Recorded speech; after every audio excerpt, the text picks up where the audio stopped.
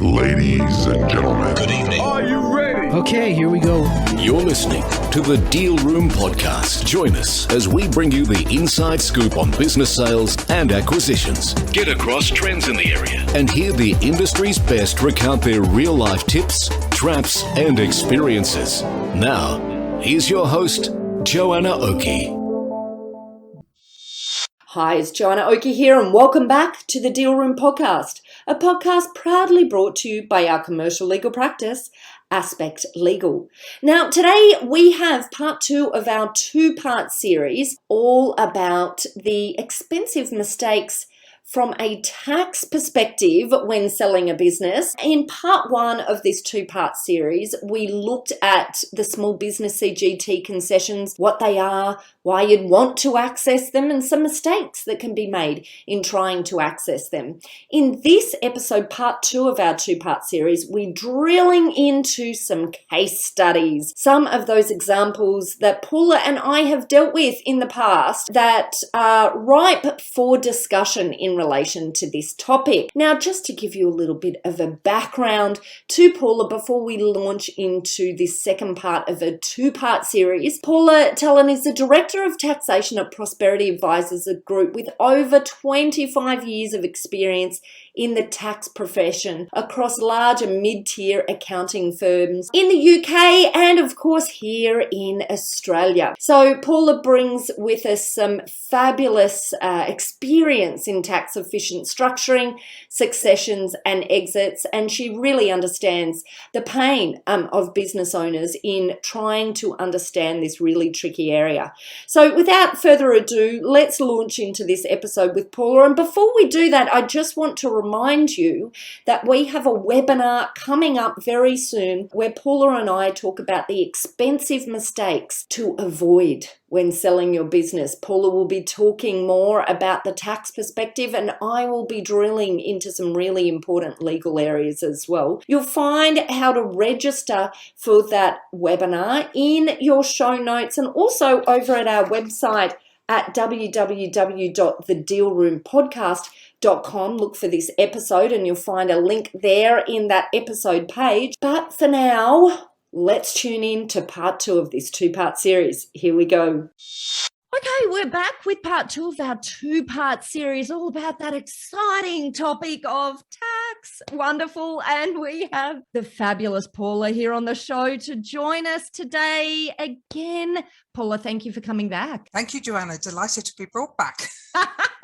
Well, I had so much fun talking tax the first time round, but I really want to talk stories. I love to hear the case studies. I love to hear how does this play out in reality, and I've got a few to share myself. But why don't you kick it off with telling us what your most memorable story is of, I guess, issues, or perhaps even you might want to talk about resolutions of dealing with small business CGT concessions and the qualification for business owners into those. Well, Joanna, probably the best thing can I tell you my success stories first? So I love success stories, of course. The people who keep me by their side as they grow their businesses, because with those people, I can keep them in a way where, they can access these CGT concessions. Now, in the last episode, we talked about that net asset value and keeping it at 6 million. And I suppose if I'm involved at a very early stage, I can help the family in their structuring so that, let's say, wife has a very successful business which she's going to sell. But if she also has all the other assets and the investment assets that the family have, then she will breach that net asset value if she goes over 6 million. Whereas had she come to me from the outset and had the conversations, we would have talked about who owns those investment assets, who should own those investment assets, how should it be structured, other people in the family, should she be involved in their businesses or should she just step back? So with those kind of cases, we can plan as we go, and they're really good. The difficult cases, and I think I alluded to this in our last episode, is someone who turns up and they have a holiday home, and in their mind their holiday home is not included in that net asset value. Now, if it has been used solely for them for their personal use and enjoyment, then it won't be included. But if they have allowed other people to stay there and they have charged rent and perhaps claimed some kind of an interest deduction or something, then that asset would come into their net asset value. And it means that, you know, for the sake of what might have been a small amount of rent, they might have jeopardized their access to these small business concessions.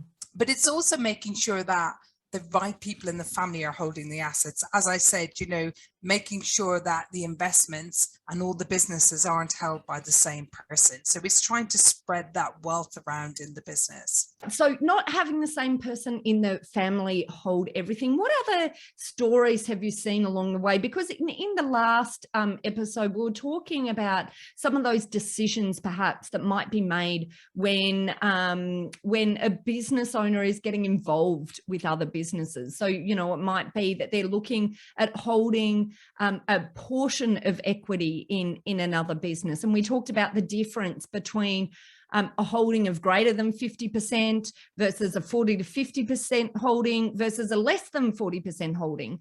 What are some, I mean, have you seen examples along the way of people who maybe had taken the 50% and they didn't realize that there could be such a massive difference had they have held 30% or 40% or done something else differently along the way?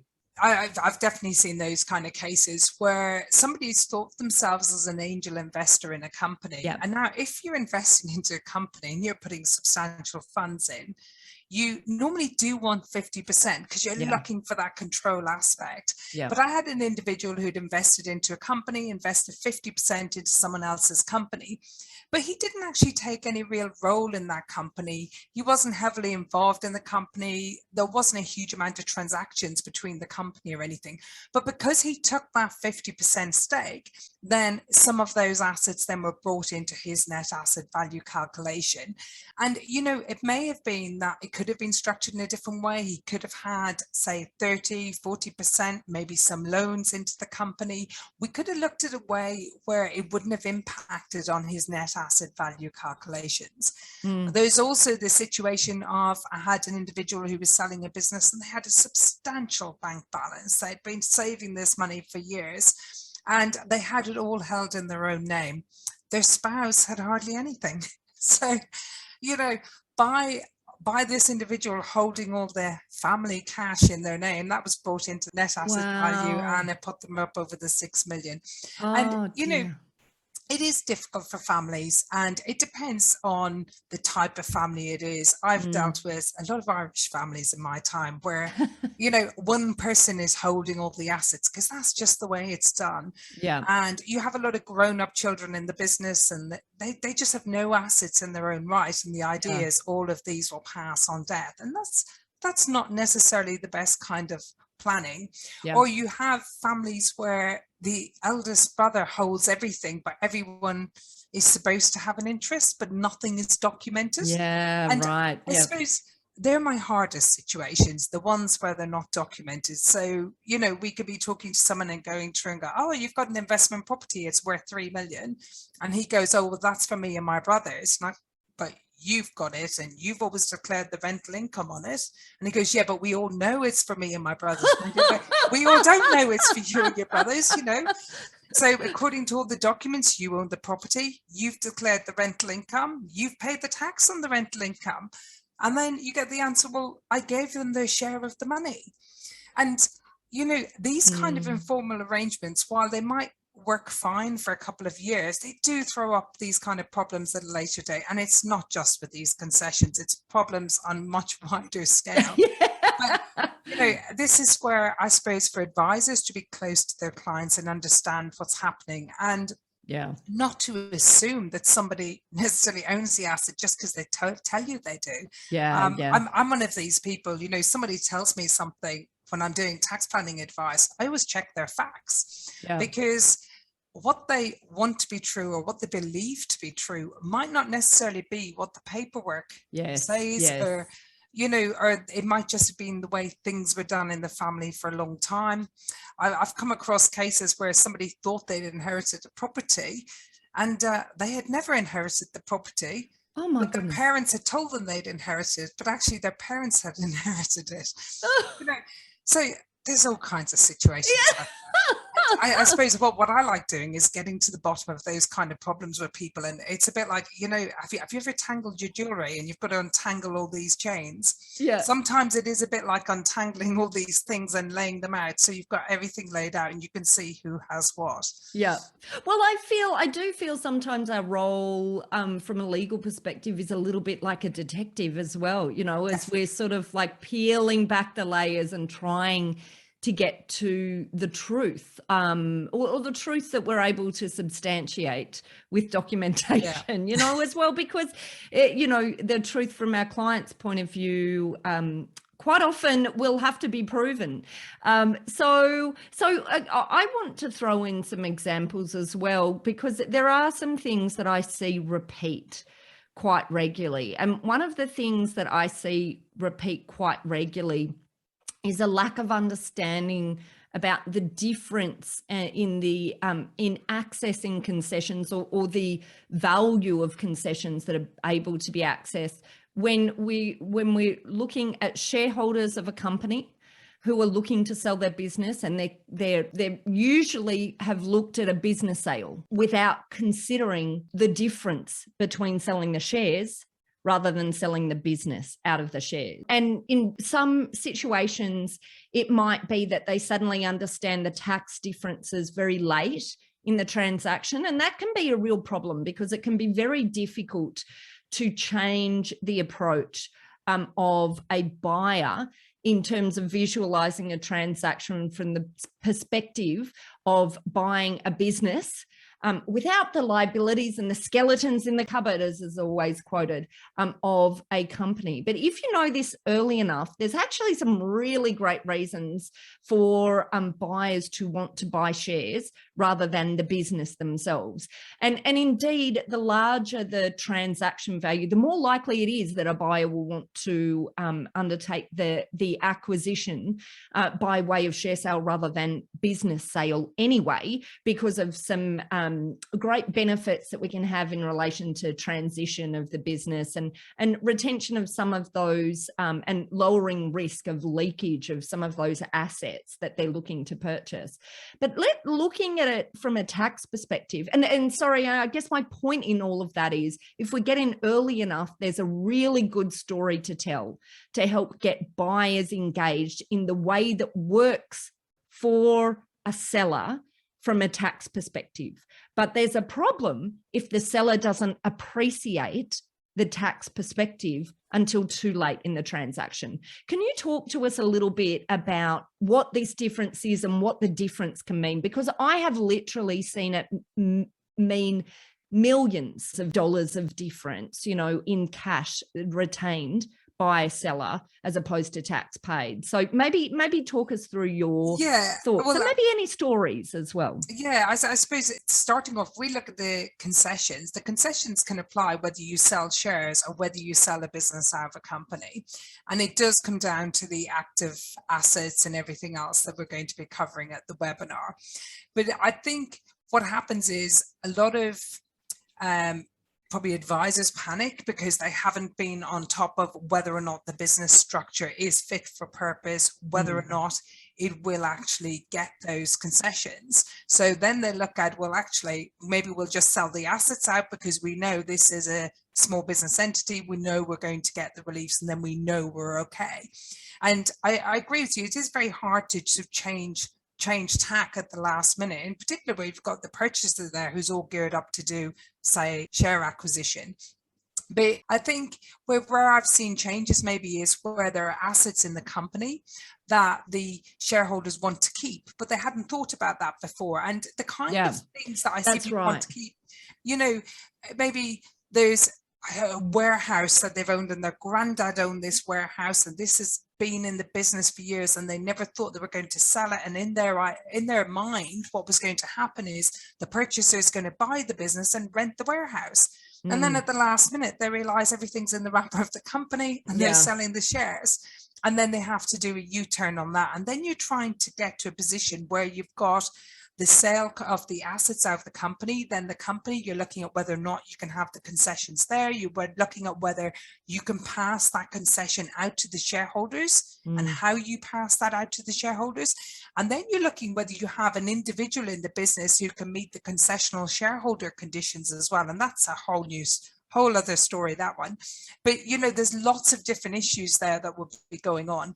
But, if you're thinking about selling your business, then getting these kind of questions answered quite early on and getting these kind of reviews done, I think, from my experience anyway, it puts you in a much stronger position with the purchaser. Because if you're trying to sell a business and, you're showing weakness to the purchaser because you're not really sure what you're doing and what you're selling, not saying all purchasers pounce, but there is sort of a purchaser there who knows that this seller is not really sure what's going on. And sometimes they can manage to change things. And I do have a very, very sad story, but it's not related to Australian tax, but it is a sad tax story in relation to somebody who had a structure done to buy a business. And he was buying it from other shareholders because the shareholders had fallen out. And he wanted to buy the shares so he could keep the employees on. And he wasn't going to profit from this. So the idea was that he was going to buy the shares from the individual using the funds from the company. And there was a way in which you could do that. And they would have got capital treatment and everything would have been fine. Then at the last minute, an email came from the vendors to say, actually, we want to change the way we're doing this because our advisor is not sure how our reliefs are going to work. So what's going to happen is we're going to do the shares one way and then you're going to get the money out of the company a slightly different way. But at the end of the day, it still gives us the same answer on the bottom. Now, it did financially, when you do the numbers, give them the same answer on the bottom. But what this individual had failed to look at is actually there was a big anti-avoidance provision by changing that structure at the last minute. So this individual who was the purchaser ended up personally with a tax bill of about 900,000. And he hadn't received anything. Now, this, as I say, it's not an Australian tax case, but it is a reported case and in the UK. But it just goes to show that, changing a deal at the last minute can really, really change the tax consequences. And I think the saddest thing with this was the individual who it happened to was an accountant. So because he was an accountant, he didn't take tax advice because he thought, well, I don't need to take tax advice because I'm an accountant. So, it was a really sad story. And it's one of those stories that every time I see it, it does break my heart. It is actually going to the Supreme Court in the UK, but I don't think it's going to be overturned because it just fell squarely into anti-avoidance. And one phone call to a tax professional could have spotted it. It was a glaring error. It was something that could have been picked up. It wasn't something that nobody would have known about. It was an obvious error. So that's I suppose I digressed a little there, but it's just seeing something like that happen, those kind of last minute changes. It's just knowing the impact they're going to have on the tax position. Because if you're the owner of the business who's made the sale, you change the deal at the last minute, you think you're getting the same tax consequences, you land the information into your accountant to do your return and they tell you have a tax liability that you weren't expecting. Yeah, absolutely. And it's just about, and I guess, we talked about this in the last episode, but just to reiterate, it's about early planning, regular reviews and regular planning, and then that proper planning at the end, where you have your advisors working together as a team.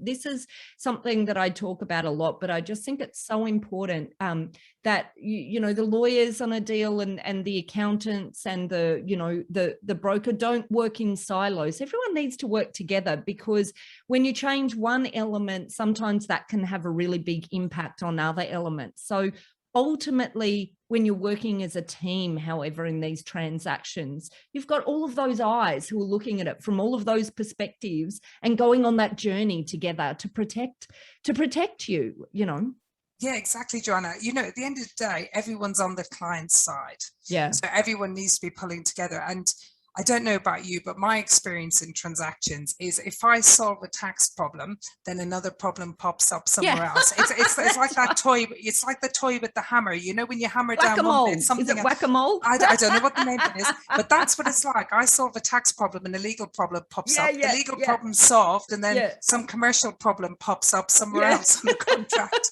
And you're right. It is about having that collaborative approach where everyone's working together and knowing that we're all on the side of the client. Yeah, absolutely. And I think, you know, ultimately that just provides the best outcomes.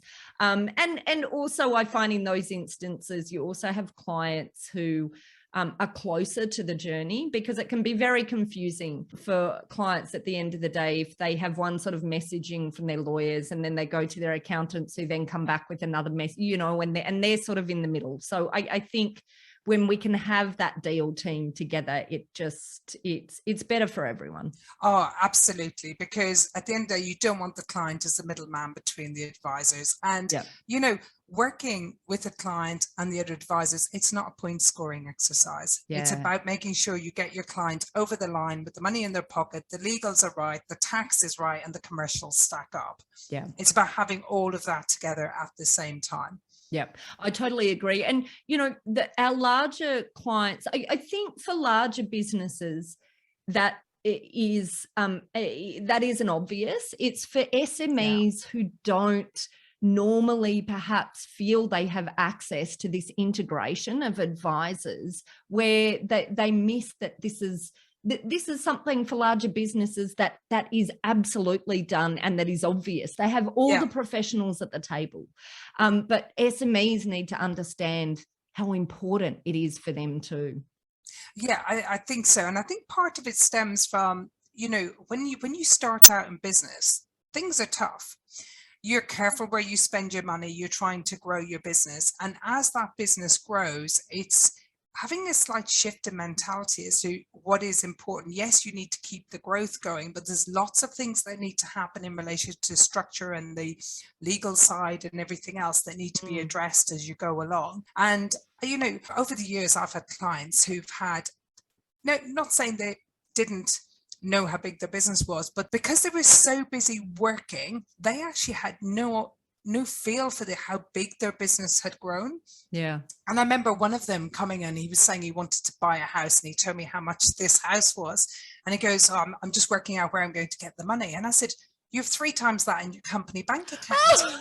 and he said, but I need that in the business. I'm like, you don't. You absolutely don't need it in the business. And he had been taking a modest salary, living in a modest house, living a very modest life. And his company was building up this incredible wealth, but he didn't see it because he was out doing the day-to-day business, working with the guys they were doing in construction, and he hadn't got a feel for just how big his business had grown. And, you know, I love those kind of people, because I find that so refreshing as well. I know. But, you know, once you have them on the page that this is what you need to look at, then they appreciate it and understand it. But, you know, it's not always obvious when you've got your head down growing a business. Oh, absolutely. Oh, we've got some clients like that. And it's beautiful stories when you can be part of that realization as well. And ultimately, I think exit is quite often that beautiful picture of that realization. And it's not always the case, though, because sometimes, you know, sellers have a higher opinion of the value of the business than the market does. And sometimes things like tax get in the way. Yeah. And, you know, and that opinion on the value can be quite difficult. And I used to lecture on selling businesses, and I used to do this lecture with this corporate finance person, and his lecture was 7 deadly don'ts of selling a business. And he used to go all through these things. But the one thing he used to always say, he goes, don't name a price. Because the minute you name a price, you put a ceiling on what you're going to get for your business, because you don't actually know what someone is thinking about paying for your business. And it could be that your business fits strategically with them in a way you're not imagining. You're just doing a X times turnover, X times profit, because that's what the market does. but you might have a niche or something different. Yes, you need to get your business valued, but it's always, well, what are you willing to pay me? You put the offer to me. Don't put the offer out to them. That's what I think anyway. And it was always a very valuable lesson. Yeah. Well, and I guess we're also talking about, negotiation strategies, but also about sitting in the seat of your buyer and understanding what might be important to them, what they might be thinking. And coming back to this question about sale, I guess when we're looking at the structure of a sale and the tax consequences, and then working out, what we need to get our buyer across the line for, it really helps if we understand what's important for them, in order for us to build the story so that they can fit into our approach for what makes the most sense from a tax perspective. But the first step is understanding what that is. Yeah, it is. Wonderful, Paula. Well, look, I just want to say a massive thank you for coming onto the Deal Room podcast for these last 2 episodes. Such an important topic, this whole topic of tax. And it is so important that we are, in fact, running a webinar particularly about these topics. And we're going to be talking about the expensive mistakes when selling your business. We're going to be looking at tax, and we're going to be looking at a number of other things from a legal perspective as well. So make sure you tune into that webinar all about the expensive mistakes when selling your business, so that you're not making some of those expensive mistakes. And of course, if you miss the live event, have no fear, it will be available for you on demand. Of course, you won't be able to come with your questions, but you will be able to reach out to Paula and I afterwards if you want to discuss your questions. Now, Paula, how do people contact you if they would like to have a discussion about tax planning in their business? Well, they can email me on ptallon, Tallon, @prosperity.com.au.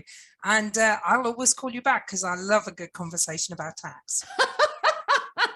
Oh, I love that. That is fabulous. Look, I've had so much fun. Thank you so much for coming on the show today, Paula. I've really enjoyed having you, and I'm super looking forward to our webinar all about expensive mistakes to avoid when selling your business. Thanks, Paula. Thank you. Well, that's it for our 2-part series all about tax, small business CGT concessions, and of course, war stories with Paula Tallon, the Director of Taxation at Prosperity Advisors Group. Now, don't forget we have a webinar coming up very soon all about the expensive mistakes to avoid when selling your business. Paula will be talking about the tax implications and mistakes to avoid, and I'll be talking about the legal areas to look out for. If you missed that live webinar, don't worry, you can still access an on-demand version. To register for either the live or the on-demand version, head over to the show notes where you'll get a link straight through to the registration page. And if you'd like more information about this topic or to register and you can't access the show notes, then head over to our website at www.thedealroompodcast.com and find this episode, which is part 2 of this 2-part series with Paula and I talking about tax. And you'll also be able to download a transcript of this podcast episode if you'd like to do that.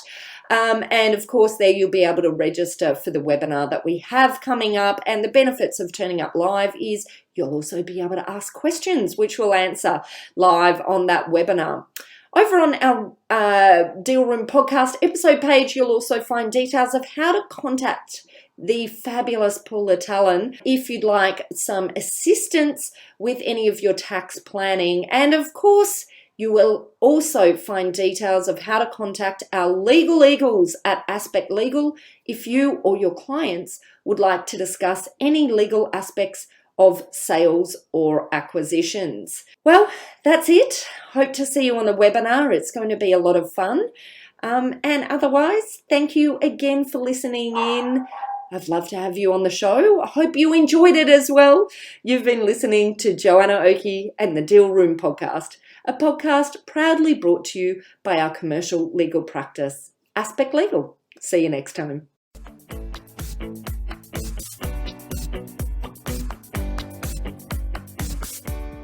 Aspect Legal has a number of great services that help businesses prepare for a sale or acquisition, to help them prepare in advance and to get transaction ready. We've also got a range of services to help guide businesses through the sale and acquisitions process. We work with clients both big and small and have different types of services depending on size and complexity.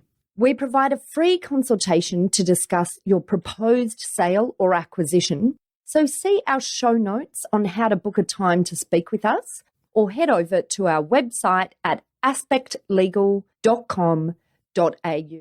Ladies and gentlemen. That will conclude this evening's entertainment. Thanks for listening to the Deal Room Podcast. To find out more about this episode and other episodes in the series, check out the show notes or head over to our website at thedealroompodcast.com.au.